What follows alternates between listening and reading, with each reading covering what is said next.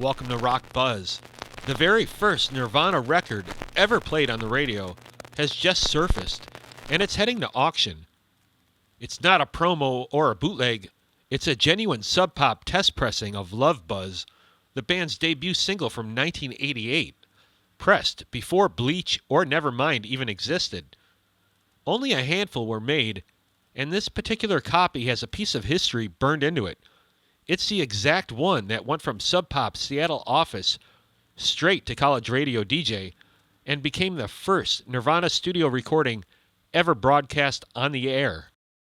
According to longtime KCMU DJ Scott Vanderpool, it was handed to me by John seconds after it arrived in the mail from the pressing plant. While I was working at Sub Pop, any test pressing that came in, I immediately took to the radio station to play on that show.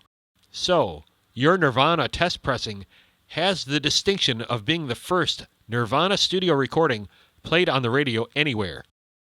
That was November 1988, months before Bleach, years before Smells Like Teen Spirit, and light years before the band would actually change rock forever.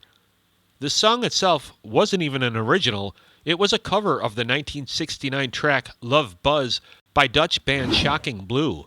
It was the record that introduced Kurt Cobain, Krist Novoselic, and Chad Channing to the world.